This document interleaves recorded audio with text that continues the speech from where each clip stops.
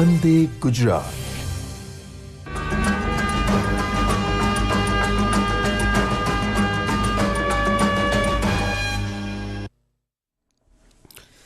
નમસ્કાર દર્શક મિત્રો. સજ્જ સમુદાય સુરક્ષિત ગામ કાર્યક્રમમાં મધ્ય ગુજરાતના જિલ્લાઓમાં ઉપસ્થિત ગ્રામ કક્ષાના તમામ સ્ટેક હોલ્ડર્સનું આજના કાર્યક્રમમાં સ્વાગત કરું છું. આપ સૌ જાણો છો તે મુજબ છેલ્લા દોઢેક મહિનાથી આપણે સજ્જ સમુદાય સુરક્ષિત ગામ કાર્યક્રમ અંતર્ગત ડિઝાસ્ટર મેનેજમેન્ટ એટલે કે આપત્તિ વ્યવસ્થાપન તંત્ર વિશે માહિતી મેળવી રહ્યા છે. છેલ્લા ઘણા સમયથી જુદા જુદા સ્ટેક હોલ્ડરો અહીંયાથી બાયસેગના સ્ટુડિયો મારફતે વિવિધ પ્રકારની આપત્તિઓ સામે શું કરવું, કઈ રીતે આપણે બચવું, આપણી જાતને કઈ રીતે સુરક્ષિત રાખવી, એમાં જુદા જુદા ડિઝાસ્ટરો બાબતે આપણે માહિતી મેળવી છે. આપણે શરૂઆતમાં જોયું કે જે આપત્તિ વ્યવસ્થાપનની પ્રાથમિક જાણકારી મેળવી છે. ગુજરાતની ભૌગોલિક પરિસ્થિતિ કેવી છે, એના આધારે કેવા પ્રકારની આપત્તિઓ આવે છે, એમાં આપણે શું કરવું જોઈએ, કઈ રીતે આપણી જાતને બચાવવી જોઈએ એ વિશે માર્ગદર્શન મેળવ્યું અને ઓરિએન્ટ થયા. ત્યારબાદ બીજા તબક્કામાં આપણે હેલ્થની બાબતનું શું કરવું એ બાબતે આપણે જાણકારી મેળવી હતી. ફાયર અને ઇમરજન્સી સેવાઓ બાબતની માહિતી પણ આપણે એક અઠવાડિયા દરમિયાન મેળવેલી છે. સ્ટેટ ઇમરજન્સી ઓપરેશન સેન્ટર અને જુદા જુદા જે સ્ટેટ ઇમરજન્સી ઓપરેશન રાજ્ય કક્ષાએ જે છે તેમાંથી કેવા પ્રકારની સુવિધાઓ ઉપલબ્ધ છે અને કઈ રીતે આપણે મેસેજનું ગ્રામ કક્ષા સુધી પર્કોલેશન કરી શકીએ એ બાબતે પણ જાણકારી મેળવી છે. ત્યારબાદ આપણે નાગરિક સંરક્ષણ અને સેટેલાઇટ ફોન, હેમ રેડિયો જે કોમ્યુનિકેશનના સાધનો છે એના વિશે પણ આપણે જાણકારી મેળવી છે. હવે આપણે આ તબક્કામાં આપણે રાજ્ય કક્ષાએ, જિલ્લા કક્ષાએ અને ગ્રામ કક્ષાએ જે આપણી ઇમરજન્સી સંસ્થાઓ છે કે જે સ્ટેટ ઇમરજન્સી ઓપરેશન સેન્ટર છે, જિલ્લા ઇમરજન્સી ઓપરેશન સેન્ટર છે, તાલુકા ઓપરેશન સેન્ટર છે, એ તમામ બાબતો, તમામ જે સંસ્થાઓ છે, જે સરકારી કચેરીઓ છે, એમનું ડિઝાસ્ટરના સમયમાં શું શું યોગદાન રહેલું છે, શું કામગીરી કરી રહ્યા છે, કઈ રીતે આપણે એનો એપ્રોચ કરી શકીએ અને ડિઝાસ્ટરમાં જે સમયમાં કોનો અને કઈ રીતે આપણે સંપર્ક કરી અને જાનમાલની નુકસાની થતી અટકાવી શકીએ એ બાબતની જે બાબતો આપણે જાણકારી મેળવી રહ્યા છીએ. આજે મધ્ય ગુજરાતના જિલ્લાઓમાં આ બાબતની જાણકારી મેળવવા માટે અને વિસ્તૃત માહિતી આપવા માટે અહીંયા સ્ટુડિયોમાં ઉપસ્થિત છે જીએસડીએમએ ખાતે એના સેક્ટર મેનેજર શ્રી યશવંતસિંહ પરમાર. એ આપણને તમામ પ્રકારની જે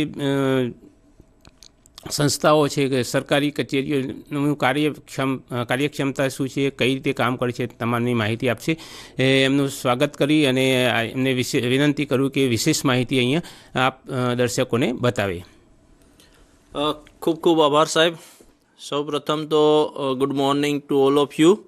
આજે મધ્ય ગુજરાતના 7 જિલ્લા આણંદ, ખેડા, પંચમહાલ, દાહોદ, વડોદરા, મહીસાગર અને છોટાઉદેપુર આ જિલ્લાના સરે જેમ વાત કરી એવી રીતના જે સ્ટેક હોલ્ડર્સ છે દરેક ગામે 30 એક આખું ટાસ્ક ફોર્સ બનાવ્યું છે, આપણે કાર્યદળ બનાવ્યું છે. અને એ જે કાર્યદળ છે એમાં સરપંચશ્રી, તલાટી કમ મંત્રીશ્રી, આચાર્યશ્રી, આંગણવાડી કાર્યકર, આરોગ્ય કાર્યકર, સેવા સહકારી મંડળી, દૂધ સહકારી મંડળી, સસ્તા અનાજના દુકાનદાર, મધ્યાહન ભોજનના સંચાલક, ગ્રામ પંચાયતના પ્રતિનિધિઓ, સદસ્યશ્રીઓ, કોઈ સ્વૈચ્છિક સંસ્થા કામ કરતી હોય તો એ આ બધા લોકોને સમાવેશ કરી અને 30 જેટલા ટાસ્ક ફોર્સની એક કાર્યદળ બનાવવામાં આવેલું છે. અને સરે જેમ વાત કરી એમ આપણે 5/2/2026થી સજ્જ સમુદાય સુરક્ષિત ગામ કાર્યક્રમનું અમલીકરણ કરી રહ્યા છીએ. ઓબ્જેક્ટ એવો છે સરકારનો કે દરેક લોકો સુધી આફત વ્યવસ્થાપન શું છે, આફત વ્યવસ્થાપનમાં કેવા પ્રકારની કામગીરી સરકાર દ્વારા કરવામાં આવતી હોય છે અને કેવી સુવિધાઓ, કેવી કોર્ડિનેશન, સંકલન કેવા પ્રકારનું કરવામાં આવતું હોય છે, માળખાગત સુવિધાઓ શું હોય છે, સંસાધનો કયા ઉપયોગમાં લેવામાં આવતા હોય છે, કયા લેવલેથી કયા પ્રકારની કામગીરી થતી હોય છે, એના વિશે આપણે શરૂઆત કરી હતી. જ્યારે કે ગુજરાતની ભૌગોલિક પરિસ્થિતિ, તમને બધાને ખ્યાલ છે કે ગુજરાત છે એક મલ્ટી હેઝાર્ડ પ્રોન સ્ટેટ છે, એક અનેકવિધ આફતોની શક્યતા ધરાવતું સ્ટેટ છે.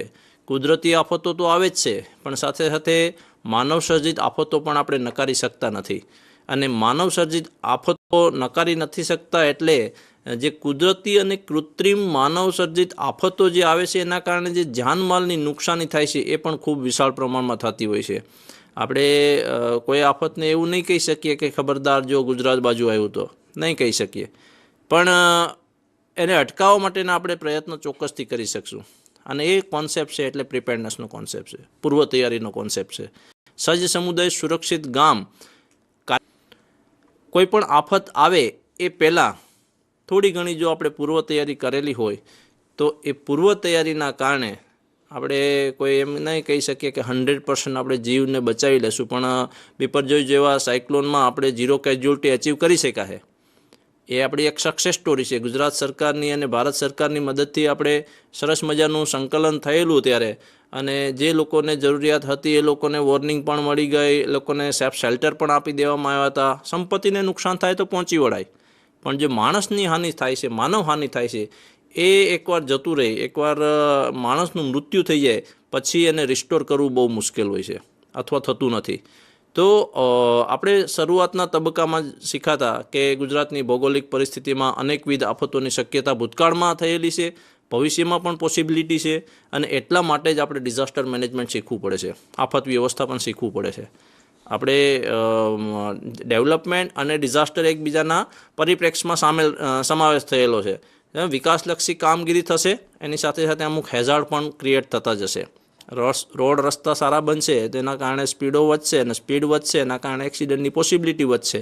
એટલે આપણે એવું કહીએ કે વિકાસ પણ જરૂરી છે, પણ વિકાસની સાથે સાથે એક સમતોલન સાથે આપણે કોઈ પણ માણસનું મૃત્યુ ન થાય એવા પ્રયાસ કરતા રહીએ તો જેથી કરીને જે જાનમાલની નુકસાની છે એમાં આપણે ઘટાડો કરી શકીએ. અને આ હેતુથી આપણે પહેલાં વીકમાં જોયું હતું કે ગુજરાત અર્થક્વેકના 2001ના તમને બધાને ખ્યાલ છે, એ તો કેન્દ્રબિંદુ કચ્છ જિલ્લો હતો, ભુજથી જે ભુજની આજુબાજુનો એરિયા જે કેન્દ્રબિંદુ હતો એના કારણે ભૂકંપની શક્યતા ત્યાં વધારે હતી. પણ આપણે એવું એઝમ્પશન કરીએ કે એ કેન્દ્રબિંદુ ત્યાંને બદલે કોઈ મધ્ય ગુજરાતનો વિસ્તાર હોય તો પોસિબલ છે કે આપણે એ 5 નંબરના ઝોનમાં પણ સમાવેશ થઈ શકે.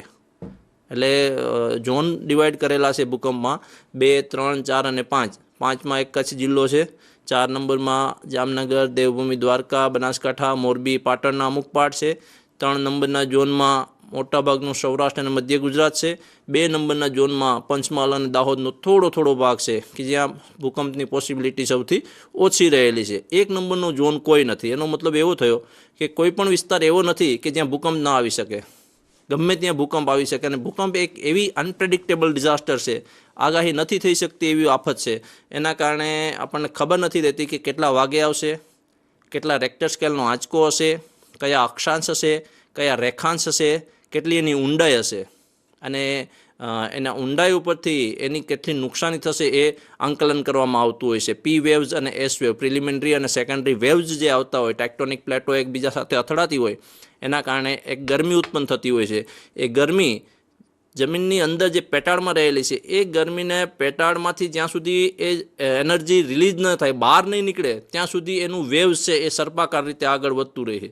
અને જમીનની અંદર જો એ સર્પાકાર રીતે એ વેવ્સ છે એ મોજાના રૂપમાં ઉપર નીચે કરતું જાય, અને માની લો કે 10 કિલોમીટરની ઊંડાઈ એ મોજું આગળ વધે છે, અને ઉપરના ભાગે જે બિલ્ડિંગો છે એ ઉપર જાય છે, નીચે આવે છે, ઉપર જાય છે, નીચે આવે છે, એના કારણે બિલ્ડિંગ આખું કોલેપ્સ થતું હોય છે. તો આ જે ભૂકંપની ટર્મિનોલોજી છે, આપણું ગુજરાત છે એ મોસ્ટ સેન્સિટિવ પ્રોન સ્ટેટ છે. તમે બધા અમુક સમયે એક મેપમાં જોયા જ હશે કે ભારતનો જે મેપ છે ને એમાં ગુજરાતમાં ભૂકંપની પોસિબિલિટી સૌથી વધારે રહેલી છે. સેકન્ડ વાત કરીએ ફ્લડ. આપણે સાઉથ ગુજરાતની નદીઓ છે અને મધ્ય ગુજરાતની જે નદીઓ છે એના કારણે, અથવા તો સૌરાષ્ટ્ર એરિયામાં ફ્લેશ ફ્લડની સિચ્યુએશન આવે છે. ચોમાસા દરમિયાન ક્લાઉડ બર્સ્ટ થઈ જાય છે, વાદળ ફાટે છે, અથવા તો ભારે વરસાદ થાય છે, નદીઓ છીછરી છે, તાત્કાલિક ફ્લો આવવાના કારણે જે રેસિડેન્શિયલ એરિયા હોય એમાં પાણી ફરી વળે છે, અને એના કારણે આપણે ફ્લડની સિચ્યુએશન ઊભી થાય છે. ખાસ કરીને જ્યારે દરિયામાં પાણી હાઈ હોય, પાણી એક્સેપ્ટ ના કરતું હોય ત્યારે ઇનઅડેશન થતું હોય છે, અને એના કારણે પણ પૂરની પરિસ્થિતિ નિર્માણ પામતી હોય છે. તો અર્થક્વેક પણ છે, ફ્લડ પણ છે. અને તમને બધાને ખ્યાલ છે કે ગુજરાતમાં સૌથી લાંબો દરિયા કિનારો મળેલો છે, 1600 કિલોમીટર પ્લસ હવે તો રિસેન્ટલી એનું લગભગ 2100 કિલોમીટરની આસપાસ થવા જઈ રહ્યું છે, પણ અત્યારે આપણે 1600 કિલોમીટર કન્સિડર કરીએ છીએ તો 1600 કિલોમીટરનો સૌથી લાંબો દરિયા કિનારો ગુજરાત રાજ્યને મળેલો છે. એના કારણે લગભગ 15 જેવા જિલ્લા એવા છે કે જ્યાં આપણે સાયક્લોનની પરિસ્થિતિ અવારનવાર પ્રી મોન્સૂનમાં અને પોસ્ટ મોન્સૂનમાં, એટલે ચોમાસું આવે એ પહેલાંના તબક્કામાં અને ચોમાસું પૂરું થાય એટલે મે જૂન અને ઓક્ટોબર નવેમ્બર માસમાં આપણને દર વર્ષે ડિપ્રેશન હોય, ડીપ ડિપ્રેશન હોય, સાયક્લોનિક સ્ટોર્મ હોય, સિવિયર સાયક્લોનિક સ્ટોર્મ હોય અને એક્સ્ટ્રીમ સિવિયર સાયક્લોનિક સ્ટોર્મ હોય. તો આવી જે એની ટર્મિનોલોજી છે એને સ્પીડ સાથે કન્સિડર કરવામાં આવતું હોય છે કે આટલા કિલોમીટરની સ્પીડ હોય તો એને ડિપ્રેશન કહેવાય, આટલું ડીપ ડિપ્રેશન કહેવાય, આટલું એ આપણે છે. એટલે પોસિબિલિટી આપણે ગુજરાતમાં સૌથી વધારે રહેલી છે સાયક્લોનની. અને આપણે બધાને ખ્યાલ છે કે રિસેન્ટલી બીપરજોય અને તોકતે નામના વાવાઝોડાએ કેટલી મોટી ઇકોનોમિકને આપણે નુકસાની કરી હતી. તો આવું બધું પોસિબલ છે. સાથે સાથે માનવસર્જિત આફતો જોઈએ તો રોડ ઉપરના અકસ્માતો પુષ્કળ પ્રમાણમાં થાય છે, ફાયરના બનાવો બને છે, કેમિકલ ડિઝાસ્ટરની પોસિબિલિટી છે. આપણો ગોલ્ડન કોરિડોર છે અમદાવાદથી ભરૂચવાળો એરિયા, આમ તો એવું કહેવાય કે એક સોનાની ખાણ છે આખો, કેમિકલ પુષ્કળ પ્રમાણમાં યુઝ થાય છે. તો એના કારણે પણ હેઝાર્ડની જે પોસિબિલિટી, એમ કહીએ ને વિકાસને એક સાથે સંકલન છે, તો એ વિકાસને જેમ જેમ વિકાસ થતો જાય એમ આપણે હેઝાર્ડ પણ વધતા જાય છે. તો એ પહેલાં 8 વીકમાં આપણે જોયું હતું. બીજા વીકમાં આપણે સમજ્યા હતા કે સ્ટેટ ઇમરજન્સી ઓપરેશન સેન્ટર છે એ રાજ્ય કક્ષાએથી કઈ રીતના કામ કરતું હોય છે, કઈ રીતના સંદેશાઓ એમને ભારત સરકારથી મળતા હોય છે, ઇન્ડિયન મેટ્રોલોજી ડિપાર્ટમેન્ટથી મળતા હોય છે, CWCથી મળતા હોય છે, અને એ મેસેજ જે મળે છે એને લોકલ લેંગ્વેજમાં ટ્રાન્સલેટ કરી અને ડિસ્ટ્રિક્ટ ઇમરજન્સી ઓપરેશન સેન્ટર, તાલુકાના કંટ્રોલ રૂમ અને છેક ગ્રામ્ય સ્તર સુધી એનું વિસ્તરણ થતું હોય છે, એને ડિસેમિનેટ કરવામાં આવતા હોય છે. તો આ પ્રકારેના SCOCના ફંક્શનથી આપણે માહિતગાર થયા હતા. 3rd વીકમાં આપણે જોયું હતું કે ફાયર અને ઇમરજન્સી સર્વિસીસ, આપણે સ્ટેટ ફાયર પ્રિવેન્શન સર્વિસીસમાંથી એક ફાયર ઓફિસર્સ આવ્યા હતા, આપણને સમજાવ્યું હતું કે કઈ રીતના ફાયર લાગે, કઈ રીતના એમને બુઝાવી શકાય, કયા કયા ફાયર એક્સટિંગ્વિશર છે એનો આપણે મેક્સિમમ યુઝ કરી અને અમે કહીએ ને કે આગને આગળ વધતી અટકાવવામાં આપણે જે હેલ્પફુલ થઈએ ને એના કારણે એક મેજર ઇન્સિડન્ટ થતો અટકાવી શકીએ. કોઈ નાની એવી ફાયર થઈ હોય, આપણને ફાયર એક્સટિંગ્વિશરનો યુઝ આવડતું હોય તો આપણે તાત્કાલિક એ ABC ટાઈપનું કે એ ટાઈપનું કે CO2 ટાઈપનું કે વોટર ટાઈપનું જે ફાયર એક્સટિંગ્વિશર છે એને જે તે આગ બન્યો હોય ત્યાં એ એક્સટિંગ્વિશ કરી દઈએ, ફાયરને એક્સટિંગ્વિશ કરી દઈએ તો સ્વાભાવિક છે કે એક જો આફતને જે આગળ વધતી છે એને આપણે અટકાવી શકીએ, અને આગળ વધતી અટકે તો સંપત્તિ અને જાનમાલની નુકસાનીમાં આપણે ઘટાડો કરી શકીએ. એના પછીના વીકમાં આપણે ઇન્ડિયન રેડક્રોસની મદદથી ફર્સ્ટ એડ શીખાતા, પ્રાથમિક સારવાર અને આરોગ્ય શીખાતા. કઈ રીતના બેન્ડેજીસ, કઈ રોલ બેન્ડેજ આવે, ગોળાકારનો પાટો આવે તો કઈ રીતના બેન્ડેજીસ કરવા, ટ્રાયેંગલ બેન્ડેજ હોય, ત્રિકોણાકારનો પાટો હોય તો કઈ રીતના બેન્ડેજીસ કરવું, કંઈ પોઈઝનની કંઈ અસર થઈ ગઈ હોય તો શું કરવું, CPR કઈ રીતના આપવું, આ બાબતો આપણે માહિતગાર થયા હતા અને ખૂબ જ અગત્યનો ટોપિક આપણે એમાં શીખાતા.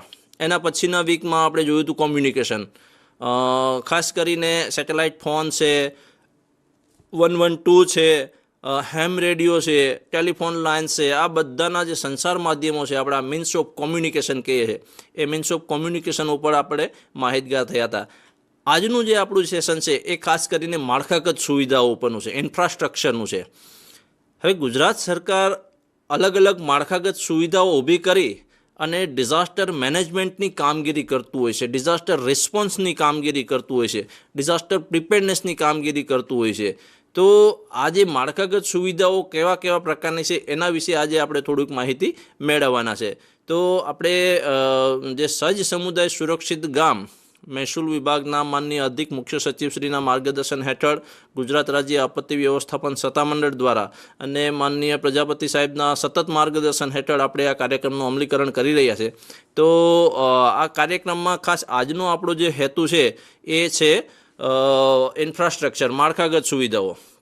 હવે તમને બધાને ખ્યાલ છે કે ગુજરાત રાજ્ય આપત્તિ વ્યવસ્થાપન સત્તામંડળ છે એ 2001ના ભૂકંપ પછી તાત્કાલિક 13 જ દિવસમાં ઓટોનોમસ બોડી બનાવી અને એનું ગઠન ઓથોરિટી બનાવવામાં આવી, સત્તામંડળ બનાવવામાં આવ્યું હતું. ખાસ કરીને જે રિસ્પોન્સ જે કરવાનો હતો એ મિનિમમ સમયમાં લોકો સુધી રાહત સામગ્રી પહોંચે એના માટેનો એક આખો કોન્સેપ્ટ હતો, પોલિસી બનાવવામાં આવી હતી, એક્ટ બનાવવામાં આવ્યો હતો. એ બધી એક્ટિવિટી છે એ Gujarat state disaster management authority દ્વારા કરવામાં આવતી હોય છે.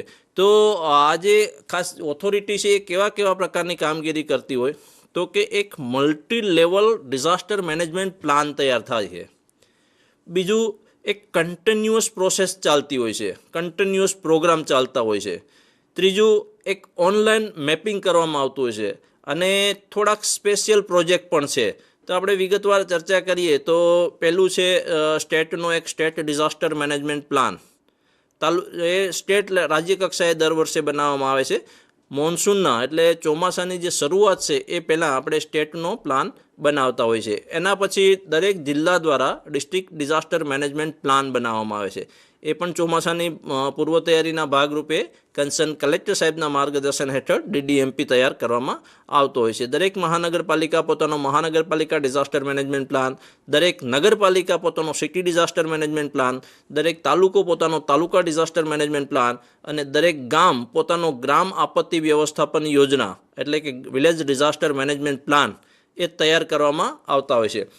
આજે ખાસ તમને મારે માહિતગાર કરવા છે ગ્રામ આપત્તિ વ્યવસ્થાપન યોજના જે તમને લાગુ પડે છે. આજે સરે વાત કરી એમ આપણે જે 30 સ્ટેક હોલ્ડર છે, હવે ચોમાસું આપણું 15 જૂનથી ઓફિશિયલ ચોમાસું આપણે કન્સિડર કરતા હોય છે. તો એ ચોમાસાની શરૂઆત પહેલાં દરેક ગામના તલાટી કમ મંત્રી છે એ એક ઇન્ફોર્મલ ગ્રામસભા અથવા તો ગામના લોકોને સાથે રાખી અને દરેક ગામનો ગ્રામ આપત્તિ વ્યવસ્થાપન યોજના એટલે કે વિલેજ ડિઝાસ્ટર મેનેજમેન્ટ પ્લાન તૈયાર કરતા હોય છે. હવે એ તૈયારમાં શું હોય છે કે એક ઓલરેડી બનેલા છે પણ એમને અદ્યતન કરવાના હોય છે. એ જે અદ્યતન કરવાની પ્રોસેસ છે એમાં શું હોય કે ગામમાં કંઈ રિસોર્સિસ એડ થયા હોય, કંઈ સંસાધનોની માહિતી એ એડ કરવાની હોય, સરપંચ છે કે તલાટી છે કે આચાર્ય છે એ બદલી ગયા હોય તો એનું નામ નંબરો અપડેટ થતા હોય છે. એના સિવાય કોઈ સ્પેશિયલાઇઝ મેન પાવર એવો હોય કે જે આફત દરમિયાન આપણને ઉપયોગી થઈ શકે એમ હોય તો એવા બધા એમાં માહિતી આપવામાં આવેલી હોય છે. ભૂતકાળમાં કઈ કઈ આફતો ગામને અસર કરી ગઈ, ભવિષ્યમાં કઈ કઈ આફતો ગામને અસર કરી શકે તેમ છે, એની જે વનરેબિલિટી રેન્કિંગ છે એ કેટલા પ્રમાણમાં છે, ઇનકેસ જો લોકોને સ્થળાંતર કરવાનું થાય તો ગામનો કયો એવો વિસ્તાર છે કે જેને આપણે સ્થળાંતર કરાવવું પડે એમ છે, સ્થળાંતર કરવાનું થાય તો કેવી એવી સેફ શેલ્ટર છે, કયું એવું સેફ શેલ્ટર છે, આશ્રયસ્થાન છે કે જે જગ્યાએ આપણે સલામત આશ્રયસ્થાન આપી શકીએ, આશ્રયસ્થાન આપ્યા પછી એને રિલીફ મટીરિયલ આપવાની વાત છે એ કોણ પ્રોવાઈડ કરશે, અથવા તો એમને જે રેસ્ક્યુ કરવાની થાય તો ગ્રામ્ય લેવલે આમાં શું થાય કે જિલ્લા અને તાલુકા લેવલેથી જે સ્પેશિયલાઇઝ ટીમો છે, ફાયરની ટીમો હોય કે SDRF હોય કે NDRF હોય, એ તો આવતા સમય લાગે, અડધી કલાકનો સમય લાગે, ત્યાં સુધીમાં ઘણી ખરી નુકસાની થઈ જતી હોય. તો આ એક ફર્સ્ટ રિસ્પોન્ડર પ્રથમ પ્રતિભાવ ગામના લોકો જ હોય છે. તો ગામના એવા કેવા તરવૈયા છે, કયા વ્યક્તિ પાસે JCB, બુલડોઝર, ટ્રક કે પાવડા કે દોરડા અવેલેબલ છે, ટોર્ચ અવેલેબલ છે કે જેની મદદથી આપણે કંઈ પણ રેસ્ક્યુ કરવાનું થાય તો આરામથી કરી શકીએ. એ સાથે સાથે સ્વૈચ્છિક સંસ્થાઓ કોઈ મંદિર છે કે એવું કંઈ હોય તો એના મારફત આપણે રિલીફ મટીરિયલનું ડિસ્ટ્રીબ્યુશનની કામગીરી કરતા હોઈએ. તો એવા કયા કયા રિસોર્સિસ ગ્રામ્ય કક્ષાએ અવેલેબલ છે એ બધા ડેટા આપણે VDMPમાં બતાવતા હોય છે. એટલે બધાને એક રિક્વેસ્ટ એ છે કે આગામી ચોમાસું જે આવે છે એ પહેલાં તમારા ગામનો એક ગ્રામ આપત્તિ વ્યવસ્થાપન યોજના તલાટી કમ મંત્રીશ્રીને સાથે રાખી અને તૈયાર થઈ જાય અને VDMC મેમ્બર્સ જે દરેક ગામે વિલેજ ડિઝાસ્ટર મેનેજમેન્ટ કમિટી છે એની એક ઇન્ફોર્મલ ગ્રામસભા જેવું કરી અને એમાં અદ્યતન કરી અને ડેટા છે એ જો રિસોર્સ મેપિંગ લખ્યું છે ને એમાં સ્ટેટ ડિઝાસ્ટર રિસોર્સ નેટવર્ક એના ઉપર અદ્યતન કરવાના હોય છે. એટલે તમારા ગામનો ડેટા છે તાલુકા પંચાયત TDO સાહેબની કચેરીએથી એ ડેટા SDRN ઉપર અદ્યતન થાય અને એ ઓનલાઈન થઈ જાય. એટલે તમે ગ્રામ્ય લેવલે જોઈ શકો, તાલુકા લેવલે જોઈ શકો, ડિસ્ટ્રિક્ટ લેવલે પણ જોઈ શકે અધિકારીઓ, અને રાજ્ય કક્ષાએથી પણ અમે બેઠા જોઈ શકીએ કે કયા ગામમાં કોણ સરપંચ છે, એના કોન્ટેક્ટ નંબર કયા છે. તો એ વસ્તુ ખૂબ જ અગત્યનો પાર્ટ છે. હવે એના સિવાય જે DRMP લખ્યું છે, સતત ચાલતી કામગીરી છે, અમે એક ડિઝાસ્ટર રિસ્ક મેનેજમેન્ટ પ્રોગ્રામ આફત જોખમ વ્યવસ્થાપન કાર્યક્રમનું અમલીકરણ કરી અને એક કેપેસિટી બિલ્ડિંગ, અવેરનેસ જનરેશન અને પ્લાન પ્રિપેરેશન એ એના એક મેઇન પિલર્સ છે. પછી એના સિવાય ઇમરજન્સી રિસ્પોન્સ સેન્ટર બનાવ્યા છે, ERC બનાવ્યા છે, SEOC, DEOC, TEOCનો કોન્સેપ્ટ આવી ગયો છે, તો એ પણ અત્યારે અંડર પ્રોસેસ છે. એટલે SEOC બનેલા છે 33 જિલ્લામાં, DEOC બનેલા છે, સ્કૂલ સેફ્ટી પ્રોગ્રામ કરતા હોય છે, આપદા મિત્ર કરતા હોય છે, મોક એક્સરસાઇઝનું આયોજન કરતા હોય છે, અવેરનેસની એક્ટિવિટી કરતા હોય, અને ફર્સ્ટ એડ અને health, search and rescue, early warning communication, masons training, earthquake resistant ટેકનોલોજીનો એડોપ્શનની ટ્રેનિંગ, આવા બધા તાલીમ અને ક્ષમતા વર્ધનના કાર્યક્રમો આપણે કરતા હોય છે. હવે આજે વિલેજ ડિઝાસ્ટર મેનેજમેન્ટ પ્લાન, તાલુકા ડિઝાસ્ટર મેનેજમેન્ટ પ્લાન અને સિટી ડિઝાસ્ટર મેનેજમેન્ટ પ્લાન છે એ આપણે સ્ટેટ ડિઝાસ્ટર રિસોર્સ નેટવર્ક ઉપર અદ્યતન કરતા હોય છે. અને જે IDRN છે, ઇન્ડિયા ડિઝાસ્ટર રિસોર્સ નેટવર્ક, એ ભારત સરકારનું પોર્ટલ છે. એમાં ફક્ત જિલ્લા કક્ષાએથી જ લોગિન થઈ શકીએ આપણે, અને એ ભારત સરકારમાંથી પણ અધિકારીઓ ત્યાં બેઠા બેઠા જોઈ શકે છે. હવે જે તમને બધાને ખ્યાલ છે કે આપણે કચ્છનો જે ભૂકંપ આવ્યો હતો 2001માં, એમાં એક સ્મૃતિવન મેમોરિયલ બનાવવામાં આવ્યું છે, અર્થક્વેક મેમોરિયલ બનાવ્યું. ખાસ જે 13,805 જેવા માનવ મૃત્યુ થયા હતા ભૂકંપમાં, એને મેમોરિયલ કરવા, એની યાદમાં માનનીય વડાપ્રધાન સાહેબનો એક ડ્રીમ પ્રોજેક્ટ હતો કે જેને આપણે એને આપણે શ્રદ્ધાંજલિ અર્પી શકીએ. જે માણસ મૃત્યુ પામ્યા હતા એને મેમોરિયલ કરીએ, એની યાદ રહે એટલા માટે આખું સ્મૃતિવન મેમોરિયલ બનાવવામાં આવ્યું છે ભુજિયો ડુંગર ખાતે. તો એકવાર ચોક્કસથી એમની પણ મુલાકાત લેશો તો તમને વધારે એનો આઈડિયા આવશે. અંજારમાં એક બાળકોની રેલી જતી હતી 26મી જાન્યુઆરીએ, ત્યારે લગભગ 114 જેવા બાળકો અને શિક્ષકો મૃત્યુ પામ્યા હતા. એની યાદમાં વીર બાલક સ્મારક બનાવવામાં આવ્યું છે અંજારમાં. તો એ છે.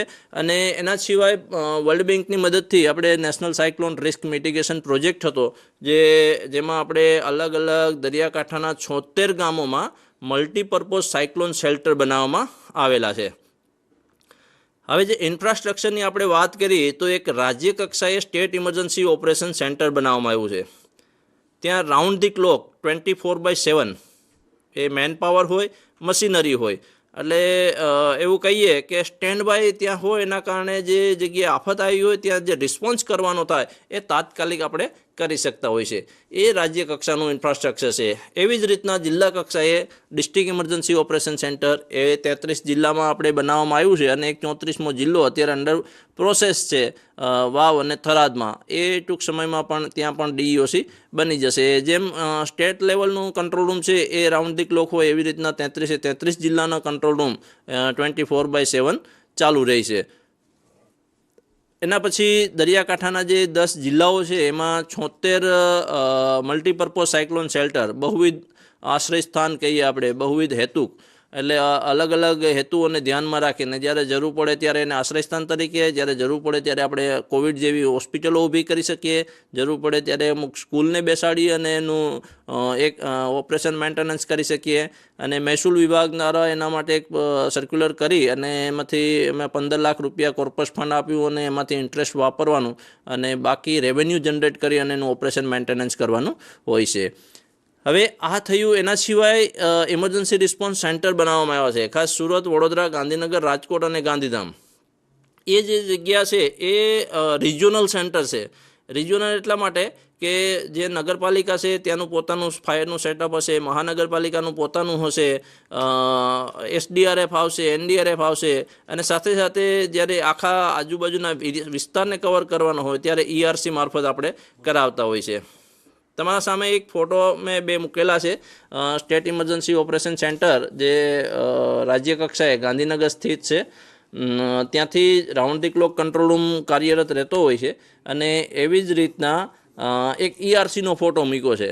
હવે ERCમાં મોટા ભાગે ફાયર અને રેસ્ક્યુ રિલેટેડ ઇક્વિપમેન્ટ્સ પ્રોવાઈડ કરવામાં આવેલા છે.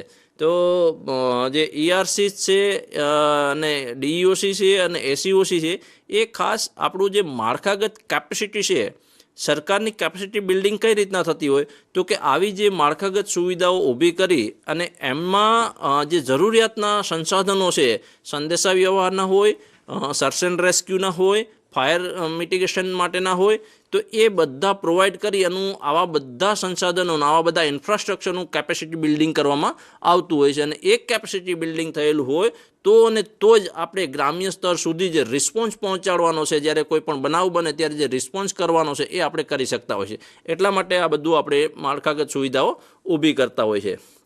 હવે જે રાજ્ય કક્ષાનો કંટ્રોલ રૂમ છે ત્યાંથી જે ડિઝાસ્ટરની માહિતી છે એનો રિવ્યૂ થાય, એનું મોનિટરિંગ થાય, એનું એસેસમેન્ટ થાય.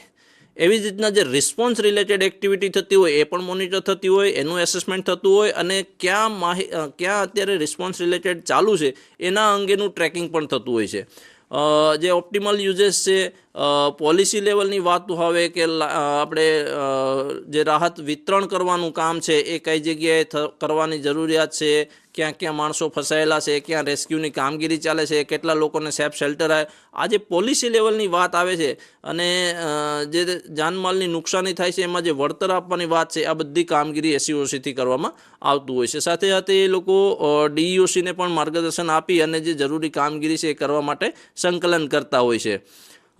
જે રિસ્પોન્સમાં એજન્સીઓ જતી હોય, એસડીઆરએફ હોય કે એનડીઆરએફ હોય કે ફાયર હોય કે XYZ પોલીસ હોય, હેલ્થ હોય, તો એમને પણ એ લોકો કોર્ડિનેટ કરી અને જે રિસ્પોન્સ યુનિટ છે એમને પણ માર્ગદર્શન પૂરું પાડતા હોય છે.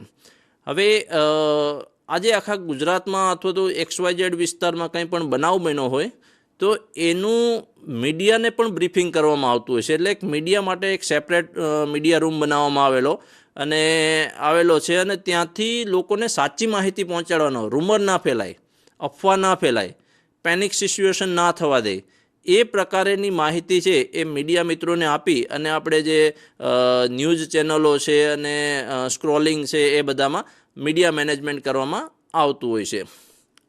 તમને બધાને ખ્યાલ છે આપણે મોબાઈલમાં સચેત એપ આવે છે, સોશિયલ મીડિયાના મારફતથી લોકોને સેન્સિટાઇઝ કરવાના, ઓરિએન્ટ કરવાના, અને એટલા માટે ખાસ કે જે ઓફિશિયલ માહિતી આવે છે એ જ માહિતી ડિસેમિનેટ થાય, એ જ માહિતી પબ્લિક સુધી પહોંચે, અને સાચી માહિતી, જો સાચી વોર્નિંગ છે એ પબ્લિક સુધી પહોંચે તો સ્વાભાવિક છે કે જે લોકોને અસરગ્રસ્ત થવાની સંભાવના છે એ પોતે વોર્નિંગના કારણે એક સેફ શેલ્ટર લઈ લેશે, અને સેફ શેલ્ટર લઈ લે તો જે આપણે જાનમાલની નુકસાની છે એમાં ઘટાડો કરી શકીએ. એટલે આવા બધા પ્રકારના ફંક્શન છે એ સ્ટેટ ઇમરજન્સી ઓપરેશન સેન્ટરથી કરવામાં આવતા હોય છે.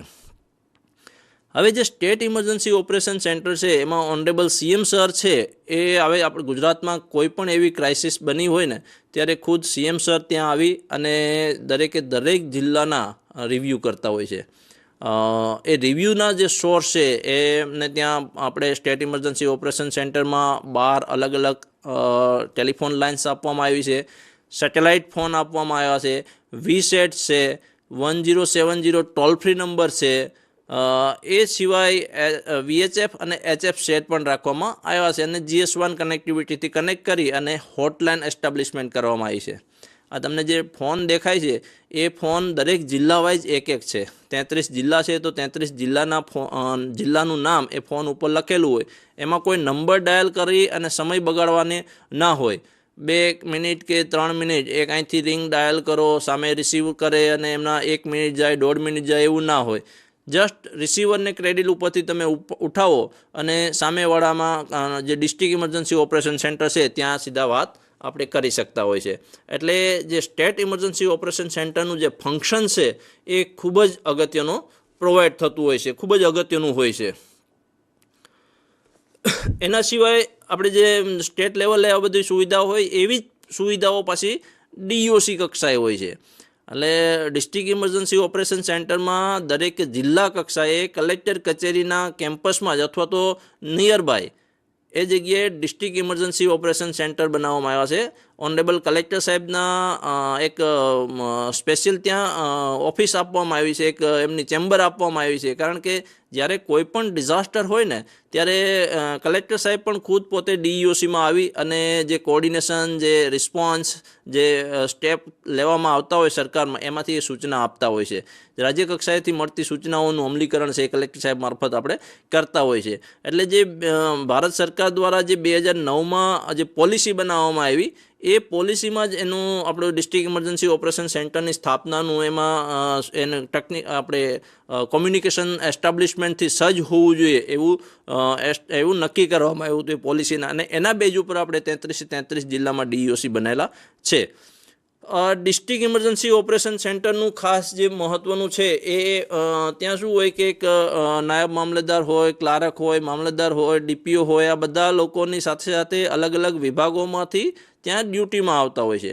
એટલે ત્યાં જે ડ્યુટી ફાળવવામાં આવતી હોય એ લોકોને પહેલાં તાલીમબદ્ધ કરવામાં આવે છે કે ડિસ્ટ્રિક્ટ ઇમરજન્સી ઓપરેશન સેન્ટરમાં કોઈ ફોન આવે તો કઈ રીતના આપણે રિસીવ કરવો, કઈ રીતના એને રિસ્પોન્સ આપવો, કઈ રીતના સંબંધિત એજન્સીને જાણ કરવી, એ બધી માહિતી છે એ ત્યાંથી આપણે કરતા હોય છે.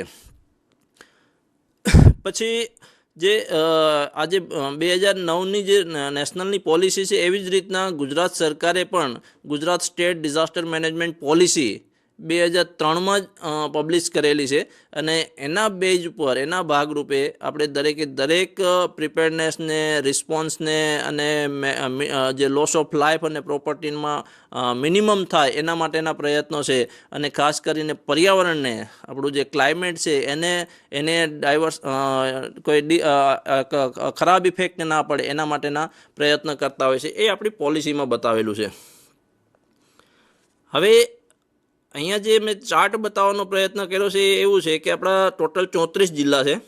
એ 34 જિલ્લામાંથી 33 જિલ્લામાં આપણા ડિસ્ટ્રિક્ટ ઇમરજન્સી ઓપરેશન સેન્ટર કાર્યરત થઈ ગયા છે, ઇન્ક્લુડિંગ જે નવા 7 જિલ્લા બન્યા છે એ 7માં પણ હવે કાર્યરત થઈ ગયા છે. એટલે 34 જિલ્લા પૈકી 33માં આપણા ડિસ્ટ્રિક્ટ ઇમરજન્સી ઓપરેશન સેન્ટર બની ગયા છે. એક વાવ થરાદ જે છે નવો જિલ્લો બન્યો છે, એટલા માટે આપણે એમનું જે કન્સ્ટ્રક્શનનું કામ છે એ ટૂંક સમયમાં ચાલુ થશે. એટલે વિધિન ટાઈમ આપણે 34 જિલ્લામાં ડિસ્ટ્રિક્ટ ઇમરજન્સી ઓપરેશન સેન્ટર પણ એ આપણા માળખાગત સુવિધાઓ જ છે. જેમ સ્ટેટ ઇમરજન્સી ઓપરેશન સેન્ટર હતું એમ DEOC પણ આપણી એક માળખાગત સુવિધા. અહીંયા મેં તમને જસ્ટ એક ફોટો બતાવીને સમજાવવાનો પ્રયત્ન કર્યો છે કે આવા પ્રકારના લો રાઇઝ બિલ્ડિંગ, આના ઉપર કોઈ હાઈ રાઇઝ નથી બનાવતા આપણે, આના ઉપર બીજો કોઈ માળ નથી લેતા. એટલા માટે નથી લેતા કે ભૂકંપ જેવી આફતમાં એ ડિસ્ટર્બ ના થાય. અમે પહેલાં વાત કરી એમ ભૂકંપ છે એનું કેન્દ્રબિંદુ 2001માં ભુજ હતું, એટલા માટે ત્યાં ઇફેક્ટ વધારે થઈ. પણ એના બદલે જો આપણું કોઈ મધ્ય ગુજરાત કે સાઉથ ગુજરાતનો પાર્ટ હોય તો પોસિબલ છે કે આપણે 3માંથી 4માં, 4માંથી 5 નંબરના ઝોનમાં જઈ શકીએ છીએ. એટલા માટે કોન્સેપ્ટથી બનેલા છે આ ખ્યાલને ધ્યાનમાં રાખી અને ડિસ્ટ્રિક્ટ ઇમરજન્સી ઓપરેશન સેન્ટર બનાવવામાં આવ્યા છે. એક જામનગરનો ફોટો મૂક્યો છે, એક અમદાવાદનો ફોટો મૂક્યો છે. એ એટલા માટે જ તમને ફોટો મૂકેલો છે કે આવા પ્રકારની કચેરીઓ આપણે જિલ્લા કક્ષાએ પણ કાર્યરત છે. એના સિવાય ERC બનાવ્યા છે. ERCમાં ખાસ કરીને સંબંધિત મહાનગરપાલિકા, રાહત કમિશનર સાહેબ અને GSDM એ ત્રણેય વચ્ચે કરાર કરી, MOU કરી અને એનું અમલીકરણ કરવામાં આવેલું છે. અને જે ERC છે એ ગાંધીનગર, સુરત, વડોદરા, રાજકોટ અને કચ્છ. હવે જેમ નગરપાલિકા કક્ષાએ, મહાનગરપાલિકા કક્ષાએ પોતાનું ફાયરનું સેટઅપ હોય, એ સેટઅપને એડિશનલ મદદની જ્યારે જરૂર પડે ત્યારે આપણે ERCનો સંપર્ક કરતા હોય છે. તમારે એઝ એ પબ્લિક તરીકે સીધો ERCનો સંપર્ક નથી કરવાનો, પણ તમારે તો DEOC 1077 જે નંબર છે એના ઉપર તમે કોલ કરો, અથવા તો 112, હવે તો કોમન પાન ઇન્ડિયા થઈ ગયો છે, તમે 112 નંબર ઉપર ડાયલ કરો અને તમારે આવા કોઈપણ ડિઝાસ્ટરમાં જે હેલ્પની જરૂર પડે તો તમે એના ઉપરથી માહિતી મેળવી શકો છો અને ઇન્ફોર્મ કરી શકો છો કે આ પ્રકારની અહીંયા આફત આવી ગઈ છે અને અહીંયા આટલા લોકો ફસાયેલા છે. અને આ પ્રકારની આફત છે એના બેઝ ઉપર વહીવટીતંત્ર એ ડિસિઝન લેતું હોય કે કેવા પ્રકારના રેસ્ક્યુ ઇક્વિપમેન્ટને આપણે મોબિલાઇઝ કરવાના થશે, કેવા પ્રકારનો મેન પાવર છે ત્યાં મોબિલાઇઝ કરવાનો થશે. તો આ જે 5 ERC છે એને ડિસ્ટ્રિક્ટમાં બાયફર્ગેટ કરવામાં આવ્યા છે, જિલ્લાઓમાં વહેંચણી કરવામાં આવેલી છે. એમાં ગાંધીનગર છે, પ્રોપર ગાંધીનગર ખાતે ERC બનાવ્યું છે. એમાં અમદાવાદ, ગાંધીનગર, ખેડા, સાબરકાંઠા, મહેસાણા, બનાસકાંઠા, પાટણ, અરવલ્લી અને બોટાદ આટલા જિલ્લાઓનો સમાવેશ કરી અને ઉત્તર ઝોનમાં જે રિસ્પોન્સ કરવાનો થાય એના માટેનું ERC ગાંધીનગર ખાતે બનાવ્યું છે. એવી જ રીતના સુરત છે દક્ષિણ ઝોન માટે, સુરત, ભરૂચ, નવસારી, વલસાડ, તાપી અને ડાંગ. બરોડા ખાતે છે મધ્ય ગુજરાતનું, વડોદરા, આણંદ, નર્મદા, પંચમહાલ, છોટાઉદેપુર અને દાહોદ. રાજકોટ ખાતે સૌરાષ્ટ્ર રિજિયનનું સૌથી મોટું એ છે. ત્યાં મેક્સિમમ જિલ્લાઓનો સમાવેશ કરેલો છે. મોટાભાગના સૌરાષ્ટ્રના જિલ્લાઓ ત્યાં સમાવેશ થઈ જાય છે. અને એક કચ્છ માટે ખાસ ગાંધીધામ સેપરેટ આપ્યું છે, કારણ કે કચ્છનું જ્યુરિસ્ડિક્શન સૌથી મોટું છે અને ત્યાં પણ હવે ઔદ્યોગિક એકમો એટલા બધા છે કે એમને સેપરેટ એક રિસ્પોન્સ ERCની જરૂર જણાય, એટલે આ માટે ત્યાં કચ્છમાં પણ રાખવામાં આવેલું છે. એટલે આ જે જિલ્લાઓને વિભાજન કરી અને એડિશનલ જે આપણે માળખાગત સુવિધાઓ ઊભી કરી છે એ એટલા માટે જ છે કે જ્યારે આપણે જે નગરપાલિકા અને મહાનગરપાલિકા કક્ષાએ જે હયાત સંસાધનો છે એમાં જો એડિશનલ મદદની જરૂર પડે તો આપણે ERCનો સંપર્ક કરીએ, અને ERCથી પણ જે કેપેસિટી બહારનું હોય તો આપણે અલગ નિયર બાય ERC અથવા તો રાજ્ય સરકારનો સંપર્ક કરી અને આપણે રિસ્પોન્સ રિલેટેડ કામગીરી કરતા હોય છે. આજે ERC છે એમાં અલગ અલગ ફાયર અને ઇમરજન્સી માટેના શોધ અને બચાવના સંસાધનો અને એમના મેન પાવર આપણે ફાળવવામાં આવેલા છે. આવા પ્રકારના સાધનો છે. વાહનોની સંખ્યા, સાધનોની સંખ્યા અને મેન પાવર ERC વાઇઝ છે એ આપણે ફાળવવામાં આવેલા છે. એટલે ખાસ સુરત, વડોદરા, રાજકોટ, કચ્છ, ગાંધીનગર, એમાં ગાંધીનગરમાં એક ખાલી મેન પાવર નથી એટલા માટે કે એ અમદાવાદ મહાનગરપાલિકામાં કાર્યરત છે બધા, એટલા માટે ત્યાં નથી. બાકી બધામાં એડિશનલ મેન ફોર્સ પૂરો પાડી અને આપણે રિસ્પોન્સ રિલેટેડ કામગીરી કરાવતા હોય છે. અહીંયા ફોટો મૂક્યો અને એટલા માટે જ સમજાવવાનો પ્રયત્ન કર્યો કે આવા પ્રકારના ERCs છે. ક્યાંય ફ્લડ આવી ગયું હોય, ક્યાંય કેમિકલ ડિઝાસ્ટર થઈ ગયું હોય અને જે રિસોર્સ મદદની જરૂર પડે એ એડિશનલની જ્યારે જરૂર પડે ત્યારે આ ERCનો સંપર્ક કરતા હોય છે. રાજકોટ છે અને ગાંધીનગરનો અહીંયા ફોટો ખાસ મૂકેલો છે. અને આવા હેજમેન્ટ જેવા વોટર બાઉઝર અને હેજમેન્ટ જેવા વાહનો છે એ ત્યાં આપવામાં, બહુ સ્પેશિયલાઇઝ વાહનો છે બધા, અને એના ઓપરેશન માટે પણ સ્પેશિયલાઇઝ માણસો મૂકેલા હોય છે. એટલે ખાસ ખૂબ જ અગત્યનું હોય, જ્યારે કેમિકલ જેવું ડિઝાસ્ટર થાય ત્યારે હેજમેન્ટ વાહન ખૂબ જ ઉપયોગમાં આવતું હોય છે. એના સાથે સાથે આપણે જે વર્લ્ડ બેંકની મદદથી આ જે 10 જિલ્લા આપ્યા છે, આમ તો ટોટલ ગુજરાતના 14 થી 15 જિલ્લા એવા છે કે જેમાં સાયક્લોનની પોસિબિલિટી છે. અને જે માળખાગત સુવિધાઓ ઊભી કરવામાં આવી છે એનું નામ પણ મલ્ટીપર્પોઝ સાયક્લોન શેલ્ટર, MPCS નામ આપવામાં આવ્યું છે, મલ્ટીપર્પોઝ સાયક્લોન શેલ્ટર. જ્યારે કોઈ સાયક્લોન આવે ત્યારે લોકોને સલામત આશ્રય સ્થાન લેવાનું થાય તો એ આ જગ્યાએ લઈ શકે છે. એના માટે અમદાવાદથી લઈ અને પોરબંદર એવી રીતના 76 સૌથી વધારે, ગીર સોમનાથ અને જૂનાગઢમાં, કારણ કે દરિયાકાંઠો સૌથી વધારે ત્યાં લાગુ પડે છે એટલા માટે ત્યાં સૌથી વધારે, બાકીના જિલ્લાઓમાં 2-5 કરી અને ટોટલ 76 મલ્ટીપર્પઝ સાયક્લોન શેલ્ટર એ માળખાગત સુવિધા ઊભી કરવામાં આવી છે. અને લગભગ 550 માણસોનો સમાવેશ કરે, 550 માણસોને એકોમોડેટ એક સાથે કરી લે. આમ તો કોઈ પણ ગામ એવું એટલું બધું વનરેબલ ના હોય કે એક સાથે 550 માણસોને 100, 150, 200 માણસોને જરૂરિયાત ઊભી થતી હોય છે. પણ આ તો એક મલ્ટીપર્પઝ બનાવવામાં આવ્યું છે કે નોર્મલ ટાઈમમાં તમે પ્રસંગોપાત એમને ભાડે આપો, એમાંથી રેવન્યુ જનરેટ કરો અને એમાંથી ઓપરેશન મેન્ટેનન્સ કરો. તો આ પ્રકારેના હેતુથી બનાવવામાં આવ્યું છે. એટલા માટે એનું નામ મલ્ટીપર્પઝ અને 550 લોકોની કેપેસિટીવાળું છે. એમાં ફર્સ્ટ ગ્રાઉન્ડ ફ્લોર છે એ કેટલ એકોમોડેશન છે, ફર્સ્ટ ફ્લોર છે એ હ્યુમન એકોમોડેશન માટે. એટલે ખાસ આ પ્રકારેના MPCS બનાવવામાં આવ્યા છે. અહીંયા જિલ્લા વાઇઝ ગામોના નામ મૂકી જસ્ટ તમને ફોર ઇન્ફોર્મેશન, તમારા માહિતી માટે જસ્ટ મૂકેલા છે. એમાં અમે લેટલોંગ સાથે એની માહિતી આપેલી છે, અક્ષાંશ અને રેખાંશ સાથેની માહિતી આપેલી છે. એટલે GIS ટેગિંગ કરવું હોય તો પણ અમે અહીંયાથી કોઈ પણ વહીવટી તંત્ર અથવા તો રિસ્પોન્સ એજન્સીઓ જતી હોય એમને અમે એકોમોડેશન ત્યાં કરાવી શકીએ કે આ એના લેટલોંગ છે, તમે ત્યાં સ્ટે કરી શકો છો, અથવા તો આ લોકોને જે સલામત આશ્રયસ્થાન આપવાનું છે એ આ જગ્યાએ આપી શકો છો. એટલે એના બેઝ ઉપર જે રિસ્પોન્સ છે ને એ ક્વિક રિસ્પોન્સ થશે, ત્વરિત પ્રતિભાવ મળશે. અને ત્વરિત પ્રતિભાવ મળશે તો સ્વાભાવિક છે કે આપણે જાનમાલની નુકસાનીમાં ઘટાડો કરી શકશું. તો એક વાત જસ્ટ તમને નજરમાં આવી જાય એટલા માટે જ આપણે આ મૂકેલા છે. જૂનાગઢમાં ટોટલ 25, કચ્છમાં 4 છે, નવસારી 1 છે, પોરબંદરમાં 4.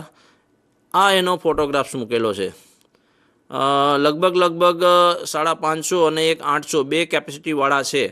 તો આ પ્રકારની જે માળખાગત સુવિધા હવે ને એમને એ જે જગ્યાએ બન્યું છે એ જગ્યાએ પહોંચવા માટે એક અપ્રોચ રોડની અગર જો જરૂરિયાત પડે તો અપ્રોચ રોડ પણ બનાવવામાં આવેલા, આરસીસી વાળો રોડ જે તમને દેખાય છે એ પણ બનાવવામાં આવેલું છે. એટલે આ બધા સરકારના પ્રયત્નો એ જ છે કે આવી માળખાગત સુવિધાઓ ઊભી કરી અને લોકોને એક સલામત આશ્રય સ્થાન મળે અને 2-4 દિવસ એમને જો ત્યાં રહેવાનું થાય તો એ માટેની બધી સગવડતા, તમને જો શેડ પણ બનાવેલો છે કે વ્હીલચેરથી પણ કોઈને વ્યક્તિને ઉપર લઈ જવો હોય તો આપણે લઈ જઈ શકીએ આરામથી, એ રીતના આખું કન્સ્ટ્રક્શન. અને ખાસ મહત્ત્વનું એ છે કે વર્લ્ડ બેન્કે આને અપ્રૂવ કરેલી ગાઈડલાઇન છે. આખી જે કન્સ્ટ્રક્શનની ડિઝાઇન છે એ વર્લ્ડ બેન્કથી અપ્રૂવ થયેલી છે. એટલા માટે વર્લ્ડ બેન્ક તો આખા બધા દેશોમાં કામ કરતું હોય છે, એટલે એમને મલ્ટી એક્સપિરિયન્સ એનો હોય એ બેઝને ધ્યાનમાં રાખીને આપણે આ ડિઝાઇનો બનાવવામાં આવેલી હોય છે, એટલે ખૂબ જ અગત્યનું હોય છે. હવે એની સાથે સાથે આવા પ્રકારના સંસાધનો પણ એમપીસીએસમાં આપવામાં આવ્યા છે. આ લાઈફ બોયો તમને જે દેખાય છે, રિંગ કહીએ આપણે, લાઈફ રિંગ કહીએ છે. કોઈ માણસ ડૂબતો હોય આવા લગભગ 20-25 રિંગો આપેલી છે જે ગામોમાં એમપીસીએસ છે ત્યાં. કોઈ માણસ ડૂબતો હોય અને એક રિંગ તમે ખાલી ફેંકી દો તો એ માણસ આરામથી બચી જશે. અને એમને એક દોરડું છે, દોરડાની મદદથી તમે એને ખેંચી લો બહાર. આ રીતના કટર્સ આપેલા છે, આ રીતના લેડર આપેલી છે, ચેર આપેલી છે, ટીવી આપેલી છે, કોમ્પ્યુટર આપેલું છે, કિચનનો સામાન આપેલો છે. આવું બધું આ એમપીસીએસ ખાતે આપી અને એનું સ્ટ્રેન્થનિંગ કરવામાં આવેલું છે, એનું કેપેસિટી બિલ્ડિંગ કરવામાં આવેલું છે. તો આ ખૂબ જ અગત્યનું છે. આનું રેગ્યુલર હું તો વિનંતી કરીશ કે બધાનો એકવાર રેગ્યુલર આવા જે સંસાધનો છે એનું ટેસ્ટિંગ કરતા થાઓ અને જ્યારે આફત આવે ત્યારે એનું આપણને કામ લાગે એવા પ્રયત્ન કરતા રહો. ખાસ જુનાગઢનો ફોટો આવું કમ્પાઉન્ડ વોલ કરી અને ત્યાં સરસ મજાનું પ્લાન્ટેશન કરી અને એને મેન્ટેન કરવામાં આવે છે. અને સૌથી અગત્યનું એ છે કે જ્યારે કોઈ સામાજિક પ્રસંગ હોય ત્યારે એને ભાડે આપે છે અને એમાંથી 5,000-10,000 જેવું ભાડું, તમે આમ કોઈ સમાજની વાડી લેવા જાઓ તો આપણે સ્વાભાવિક છે કે એને ભાડું આપવું પડે છે. એના બદલે આ એક સરકારની એસેટ છે, તો સરકારની એસેટ્સને પણ મિનિમમ ભાડું હોય તો એ ભાડાનો આપણે મેક્સિમમ ઉપયોગ કરીએ, એસેટ્સનો મેક્સિમમ ઉપયોગ કરીએ અને આવા સંસાધનો. અને તમને જોઉં ત્યાં ફેસિલિટી પણ બહુ સારી પ્રોવાઈડ કરવામાં આવેલી છે. ફાયર એક્સટિંગ્વિશર આપવામાં આવેલા છે, સોલાર લાઇટો આપવામાં આવેલી છે અને આ પ્રકારેનું આખું બાંધકામ છે એ કરવામાં આવેલું છે. તમને ખ્યાલ છે કે આ બિપરજોય સાયક્લોનમાં એમપીસીએસમાં આપણે સૌરાષ્ટ્રમાં ઘણા ખરા લોકોનો સેફ શેલ્ટર આપણે પૂરા પાડ્યા હતા અને ત્યાં ને ત્યાં જ રિલીફ મટીરિયલ ને એ બધું પૂરું પાડી અને રાહત સામગ્રીને આપી અને જે 2 દિવસ કે 3 દિવસ સુધી એમને માટે વ્યવસ્થા બધી ત્યાં કરેલી હતી એ એમપીસીએસ ખાતે કરેલી હતી. હવે એની સાથે સાથે એક એસડીઆરએફના, હવે આવી બધી જે આપણી માળખાગત સુવિધાઓ છે એની સાથે સાથે ગુજરાત સરકારે SDRF state disaster response force એસઆરપીમાંથી એક એસડીઆરએફ ટોટલ 11 બટાલિયન અલગ ઊભી કરી છે. અને એ 11 બટાલિયનમાં લગભગ 1300 થી 1400 જવાનો ફક્ત ને ફક્ત ડિઝાસ્ટર રિસ્પોન્સ માટે સ્પેર કર્યા છે. એ ડિઝાસ્ટર રિસ્પોન્સ માટે સ્પેર કરી અને આ જે જવાનો છે એને અલગ જગ્યાએ તાલીમબદ્ધ કર્યા. 3 મહિનાના કોર્સ કરાવી અને એમને તાલીમબદ્ધ કરવામાં આવેલા છે. અને તાલીમબદ્ધ કરી અને એમને સ્પેશિયલાઇઝ આવા 11 પ્રકારના, એમાં બરોડા છે, અમદાવાદ છે, બનાસકાંઠા, ગોધરા, નડિયાદ, ગોંડલ, બરોડા, વાડિયા, વાવ, ગાંધીનગર અને રાજકોટ, આટલી જગ્યાએ એ એસડીઆરએફને ચોમાસામાં ડેપ્યુટ કરીને રાખવામાં આવે છે. શું કામ?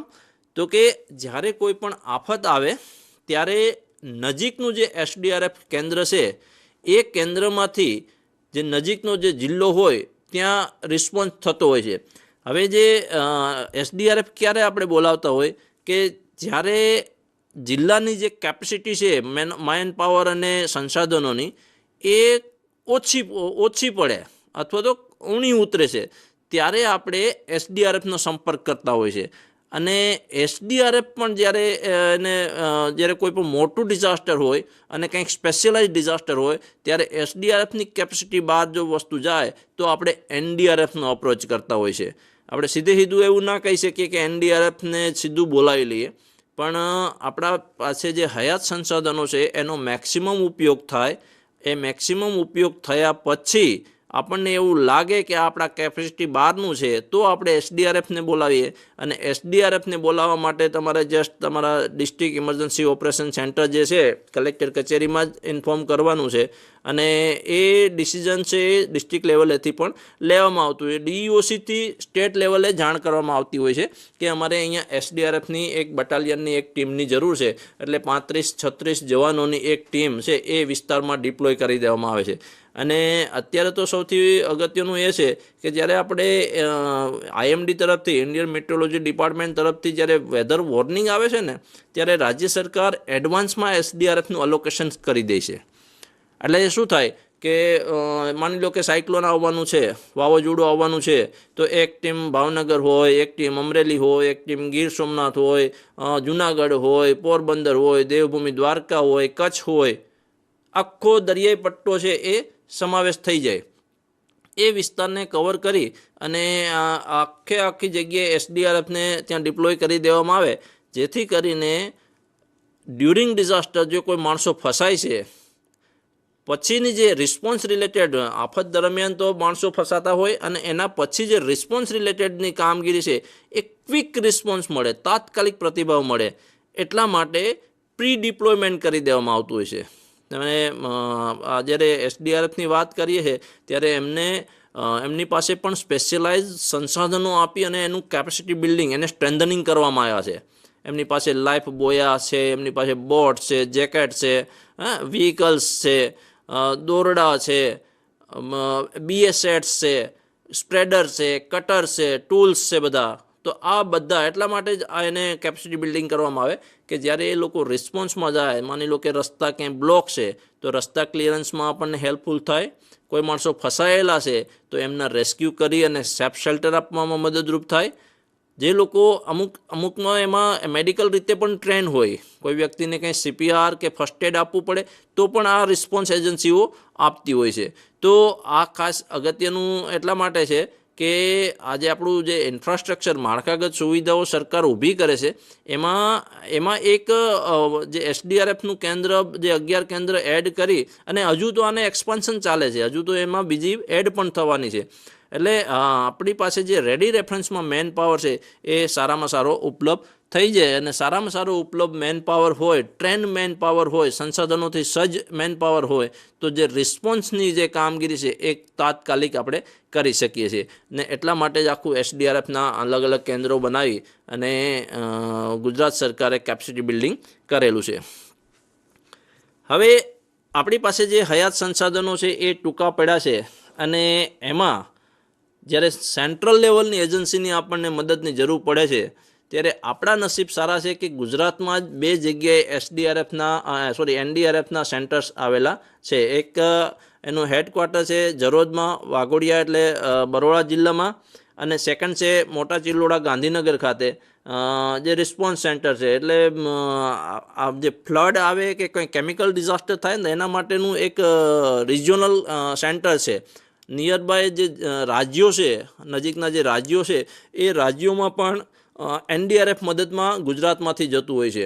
એટલે ખાસ કરીને જ્યારે આપણને એનડીઆરએફ જેવી ટ્રેન્ડ મેન પાવરની જરૂરિયાત પડે છે, ત્યારે આપણો અપ્રોચ છે એ હંમેશા એક એવું કહીએ છીએ કે જ્યારે આપણા સંસાધનો છે એ ઓછા પડે અને જ્યારે સરકારની મદદ લેવી પડે છે, ત્યારે સરકાર છે એ આ રીતના એનડીઆરએફની મદદથી એ રેસ્ક્યુ, એ રિલીફની, એ રિસ્ટોરેશનની કામગીરી કરતું હોય છે. આમ તો ડિઝાસ્ટર મેનેજમેન્ટ છે એ કોઈ એક ડિપાર્ટમેન્ટનું કામ નથી, બધા ડિપાર્ટમેન્ટ સાથે રહી અને એક કોઓર્ડિનેશન વેથી કામગીરી કરતું હોય છે, સંકલન વેથી કામગીરી કરતું હોય છે, સંકલિત કામગીરી થતું હોય છે. અને દરેક ડિપાર્ટમેન્ટનું એક એસઓપી બનેલું છે, સ્ટાન્ડર્ડ ઓપરેટિંગ પ્રોસિજર કહીએ છીએ આપણે.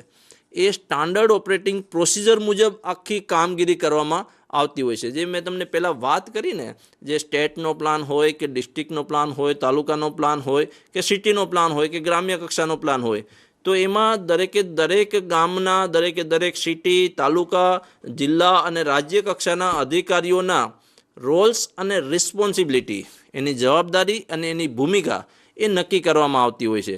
અને એ મેટ્રિક સાથે હોય, સમય સાથે હોય કે વાવાઝોડું આવે છે તો IMD ડિપાર્ટમેન્ટ છે, ઇન્ડિયન મેટ્રોલોજી ડિપાર્ટમેન્ટ, એ આપણને 72 કલાક પહેલાં ઇન્ફોર્મ કરી દેશે કે ગુજરાતના XYZ એરિયામાં વાવાઝોડાની પોસિબિલિટી છે. આપણને એક્ઝેક્ટ ટ્રેક પણ આપી દેશે કે આ ટ્રેકમાં એ આગળ વધે છે, આ તારીખે એ લેન્ડફોલ કરશે, આટલી એની વિન્ડ સ્પીડ હશે, પવનની ગતિ હશે, આવું એક્ઝેક્ટ પ્રેડિક્શન આપી દે છે.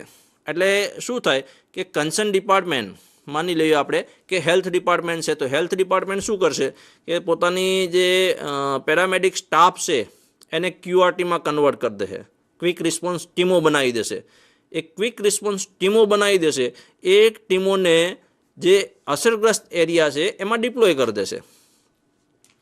અને જ્યારે કોઈ પણ આવા આફત દરમિયાન, આવા વાવાઝોડા દરમિયાન કોઈ લોકો ઇન્જર્ડ થાય છે, ઘવાય છે, તો એમાં જે ફર્સ્ટ એડ રિલેટેડ કામગીરી છે આ લોકો તાત્કાલિક કરે.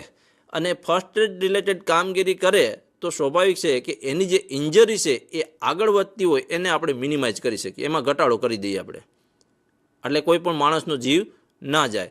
અને અલ્ટિમેટલી આપણે આ બધી જે કામગીરી કરીએ છીએ એના પાછળનો હેતુ એવો જ છે કે કોઈ પણ આફતના કારણે કોઈ જાનમાલની નુકસાની ન થવી જોઈએ. અને અવર મોટો ઝીરો કેઝ્યુઅલ્ટી મતલબ એક પણ માણસનું મૃત્યુ ના થવું જોઈએ. અને ખાસ જે બિપરજોય જેવા સાયક્લોનમાં આપણે અચીવ કરી શક્યા હતા, તો